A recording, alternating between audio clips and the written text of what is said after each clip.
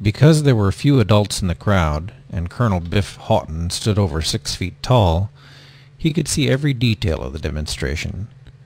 The children, and most of the parents, gaped in wide-eyed wonder. Bill Hawton was too sophisticated to be awed.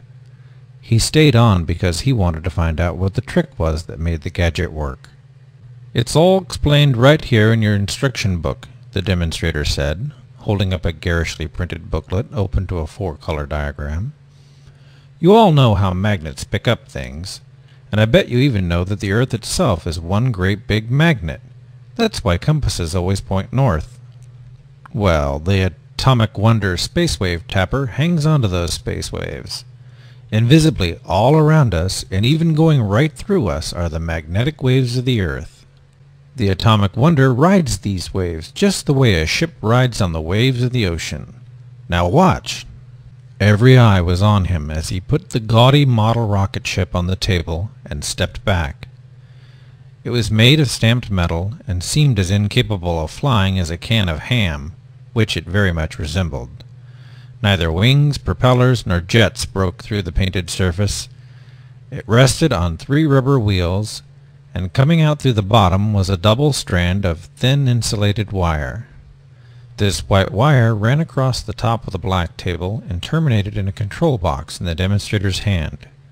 An indicator light, a switch, and a knob appeared to be the only controls.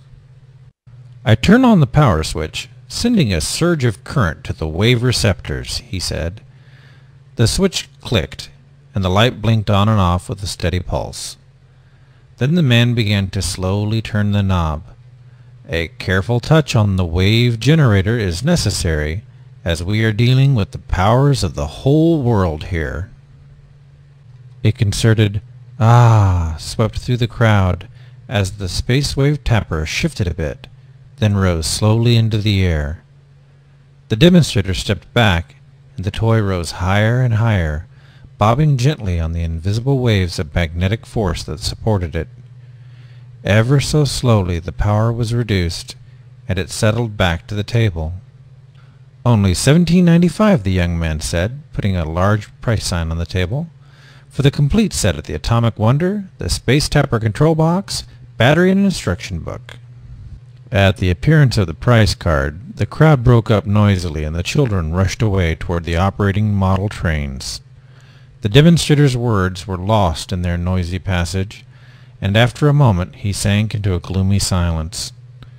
He put the control box down, yawned, and sat on the edge of the table.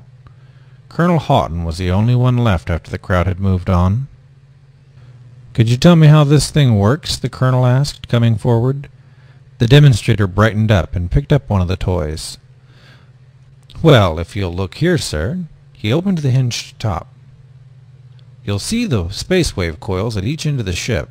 With a pencil he pointed out the odd-shaped plastic forms about an inch in diameter that had been wound, apparently at random, with a few turns of copper wire. Except for these coils, the interior of the model was empty. The coils were wired together, and other wires ran out through the hole in the bottom of the control box. Bill Hawton turned a very quizzical eye on the gadget, and upon the demonstrator, who completely ignored this sign of disbelief. "Inside the control box is the battery," the young man said, snapping it open and pointing to an ordinary flashlight battery. "The current goes through the power switch and the power light to the wave generator." "What you mean to say," Biff broke in, "is that the juice from this 15-cent battery goes through this cheap rheostat to those meaningless coils in the model, and absolutely nothing happens. Now tell me what really flies this thing. If I'm going to drop $18 for 6 bits worth of 10, I want to know what I'm getting." The demonstrator flushed. "I'm sorry, sir," he stammered. "I wasn't trying to hide anything. Like any magic trick, this one can't really be demonstrated until it has been purchased." He leaned forward and whispered confidentially, "I'll tell you what I'll do, though. This thing is way overpriced and hasn't been moving at all. The manager said I could let him go for $3 if I could find any takers. If you want to buy it for that price—" "Sold, my boy," the colonel said, slamming 3 bills down on the table.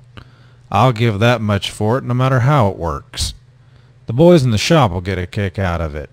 He tapped the winged rocket on his chest. Now, really, what holds it up? The demonstrator looked around carefully, then pointed. Strings, he said, or rather a black thread. It runs from the top of the model, through a tiny loop in the ceiling, and then back down to my hand, tied to this ring on my finger. When I back up, the model rises. It's simple as that. All good illusions are simple, the colonel grunted, tracing the black thread with his eye, as long as there's plenty of flim-flam to distract the viewer. If you don't have a black table, a black cloth will do, the young man said, and the arch of a doorway is a good sight. Just see that the room in back is dark. Wrap it up, my boy. I wasn't born yesterday. I'm an old hand at this kind of thing. Bill Houghton sprang it at the next Thursday night poker party. The gang were all missile men, and they cheered and jeered as he hammed up the introduction. Let me copy the diagram, Biff. I could use some of those magnetic waves in the new bird. Those flashlight batteries are cheaper than locks. This is the thing of the future. Only Ted Kaner caught wise as the flight began. He was an amateur magician and spotted the gimmick at once. He kept silent with professional courtesy, and smiled ironically as the rest of the bunch grew silent one by one. The colonel was a good showman, and he had set the scene well. He almost had them believing in the space wave tapper before he was through. When the model had landed and he had switched it off, he couldn't stop them from crowding around the table. A thread, one of the engineers shouted, almost with relief, and they all laughed along with him. Too bad, the head project physicist said. I was hoping that little space wave tapping could help us out. Let me try a flight with it. Teddy Kaner first, Bill announced. He spotted it while you were all watching the flashing lights, only he didn't say anything. Kaner slipped the ring with the black thread over his finger and started to step back. You have to turn the switch on first, Biff said. I know, Kaner smiled, but that's part of illusion, the spiel and the misdirection. I'm going to try this cold first so I can get it moving up and down smoothly, then go through it with the whole works. He moved his hand back smoothly in a professional manner that drew no attention to it. The model lifted from the table, then crashed back down. The thread broke, Kaner said. You jerked it instead of pulling it smoothly, Biff said, and nodded the broken thread. Here, let me show you how to do it. The thread broke again when Biff tried it, which got a good laugh that made his collar a little warm. Someone mentioned the poker game. This was the only time that poker was mentioned or even remembered that night, because very soon after this they found that the thread would lift the model only when the switch was on, and 2.5 volts flowing through the joke coils. With the current turned off, the model was too heavy to lift. The thread broke every time. I still think it's a screwy idea, the young man said. 1 week getting fallen arches demonstrating these toy ships for every brat within 1,000 miles. Then selling the things for $3 when they must have cost at least $100 apiece to make. But you did sell the 10 of them to the people who would be interested? The older man asked. I think so. I caught a few Air Force officers and a colonel in missiles one day. Then there was one official I remembered from the Bureau of Standards. Luckily, he didn't recognize me. Then those 2 professors you spotted from the university. Then the problem is out of our hands and into theirs. All we have to do now is sit back and wait for the results. What results? These people weren't interested when we were hammering on their doors with the proof. We've patented the coils and can prove to anyone that there's a reduction in weight around them when they're operating. But a small reduction, and we don't know what's causing it. No one could be interested in a thing like that. A fractional weight decrease in a clumsy model? Certainly not enough to lift the weight of the generator. No one wrapped up in massive fuel consumption, tons of lift and such, is going to have any time to worry about a crackpot who thinks he found a minor slip in Newton's laws. You think they will now? The young man asked, cracking his knuckles impatiently. I know they will. The tensile strength of that thread is correctly adjusted to the weight of the model. The thread will break if you try to lift the model with it. Yet you can lift the model after a small increment of its weight has been removed by the coils.